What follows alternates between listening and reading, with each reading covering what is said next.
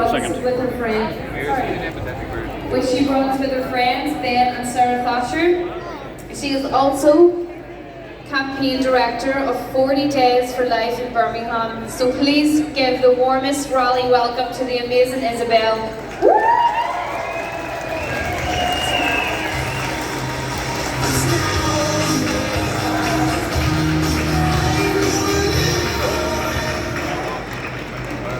Well, hello Pro-Life Ireland.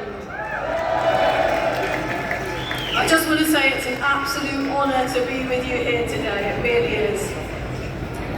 Last year, I was arrested for silently praying near a closed abortion facility.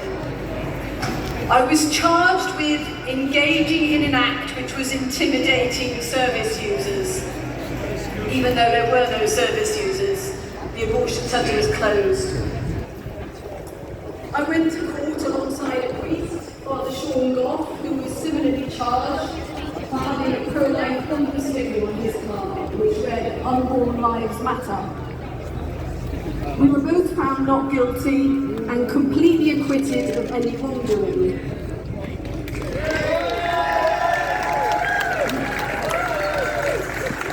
Sadly, the story didn't end there. Just over 2 weeks later, I went back to exactly the same spot and again silently prayed outside the abortion centre. I was arrested again, this time by 6 police officers who took me away in a police van telling me my prayers were an offence, and I'm still waiting to hear whether I will be charged or not. Rather than upholding our freedoms, our laws are criminalising them. It can be tempting when looking at the abortion debate to think that it's solely about changing hearts and minds, which of course is incredibly important. But laws play a vital part too. Back in 2017, one of the pro-life groups here made a claim that 100,000 people in Ireland were alive then because of the pro-life laws you had. This claim was contested by various people, but after investigation, the Advertising Standards Agency found that it was accurate. Pro-life laws save lives.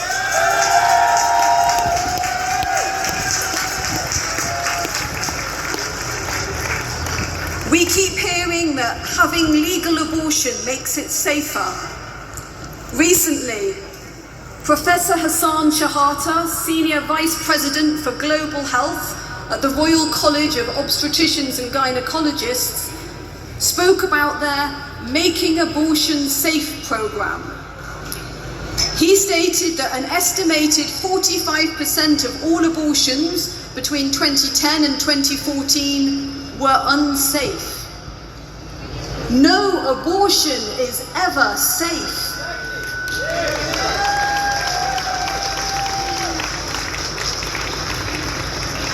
If you're talking about killing little children, then is it safe is a very strange question to be asking.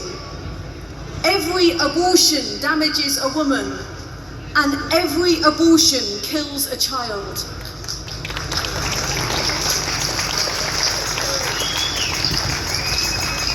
Far from helping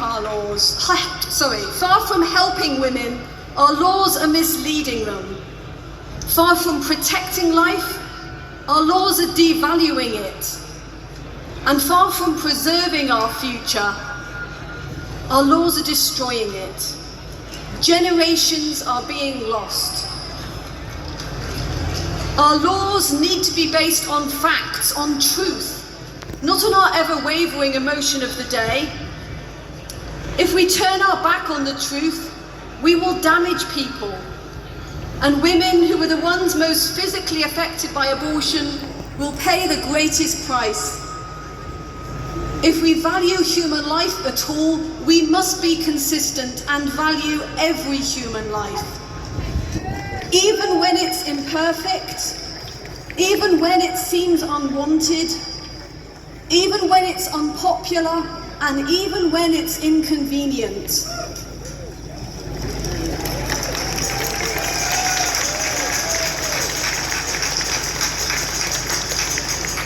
We hear a lot about women's rights nowadays, but what about our responsibilities? Caring for our children is the responsibility of every man and the responsibility of every woman. This isn't an elite mission for a select few to be involved in. We can't choose to leave this battle to others. This battle belongs to us all, to me and to you. There is a part assigned to each of us, a role which no other person can play, because each of us is unique and irreplaceable, whether inside or outside the womb. Every person who has ever existed has been fashioned as an unrepeatable work of art, a one-off masterpiece by a divine creator who does not make mistakes.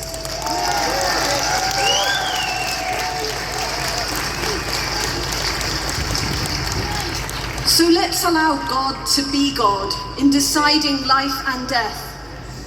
And instead of trying to take his role, let's play our role, however small that might be, in ending this war on children in the womb. Sometimes we can feel so insignificant in this battle. And when I feel like that, I like to remember this poem, and you might know it.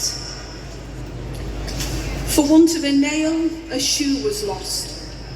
For want of a shoe, a horse was lost. For want of a horse, a rider was lost. For want of a rider, a message was lost.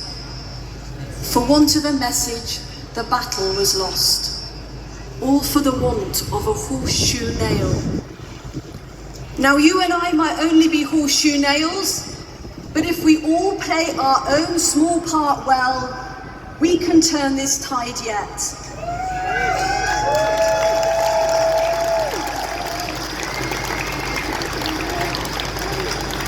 This battle will be won, but it will take each of us to take some personal responsibility and say, not in my country, not in my neighbourhood, not in my name, and not on my watch. God bless you, Ireland.